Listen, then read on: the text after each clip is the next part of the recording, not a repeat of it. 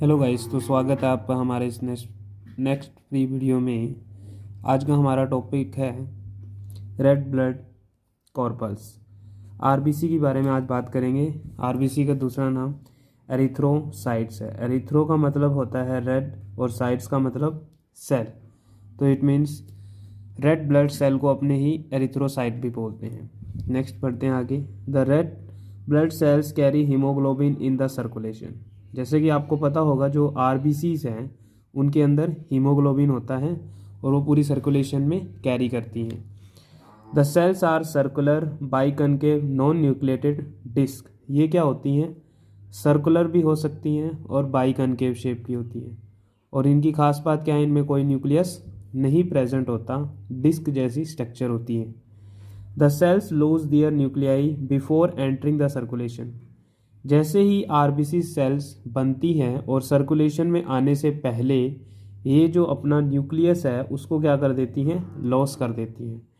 A average red cell count in the blood is 5.4 million per cubic mm in man.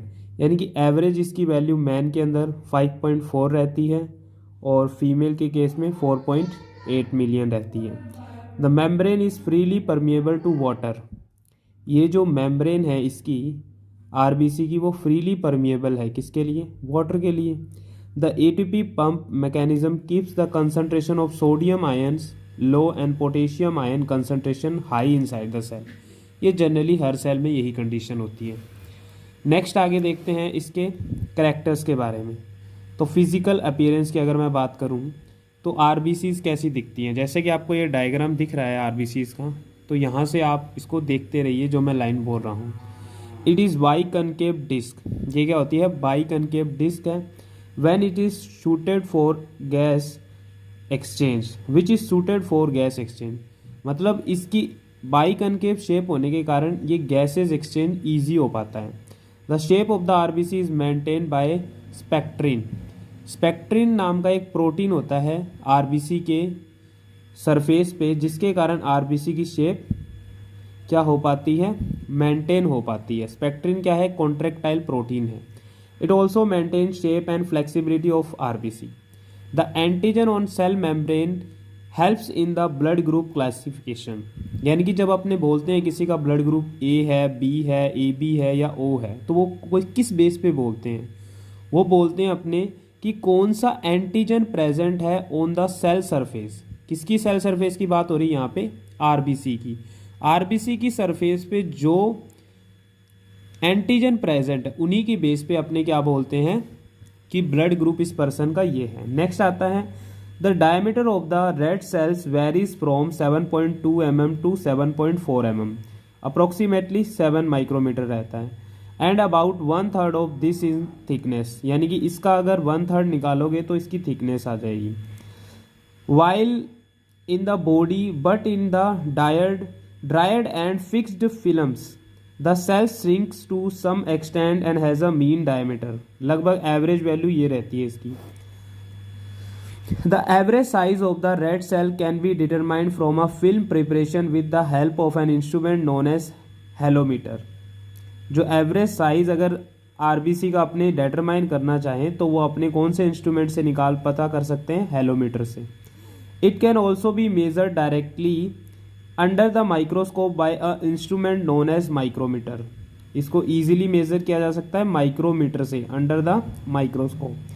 Average thickness of the RBC is 2.2। ये जो periphery है ना इसकी, वहाँ पे 2.2 mm की होती है और 4 mm इन द सेंटर्स में 4 mm की होती है।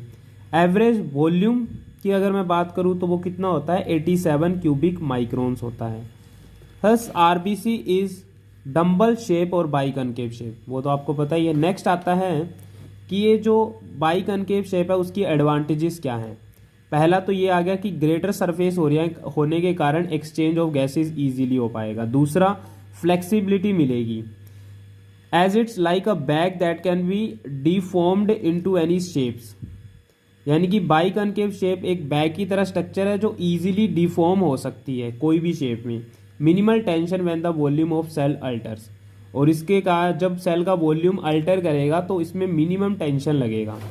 टेंशन मतलब तनाव होगा। नेक्स्ट आता है कि आरबीसी मिलकर किसकी बनी है। तो हर एक सेल की अगर बात करें तो उसमें लिपिड होता है, प्रोटीन होता है, ग्लाइकोलिपिड्स होता है और साइटोप्लाज्म होता है। वैसे ही आरबीसी में सब कुछ है।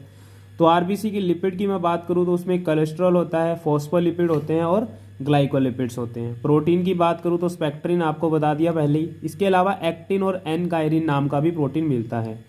देन ग्लाइकोलिपिड्स की बात करूँ तो glycolipids constituents of the ABO blood group. आपको पता ही अभी मैंने बताया कि आरबीसी की सरफेस पे क्या होता है, एंटीजेंस होते हैं। इन एंटीजेंस के कारण एबीओ ब्लड ग्रुपिंग होती है। नेक्स्ट आता है cytoplasm. Cytoplasm of RBC consist of haemoglobin. RBC में होता क्या है, सिर्फ हीमोग्लोबिन होता है। हीमोग्लोबिन के अंदर आयरन का क्या होता है, पिगमेंट होता है विच बाइंड ऑक्सीजन, जो किसके साथ जुड़ता है, ऑक्सीजन के साथ जुड़ता है। It cell membrane consist of a protein and a lipid which prove it with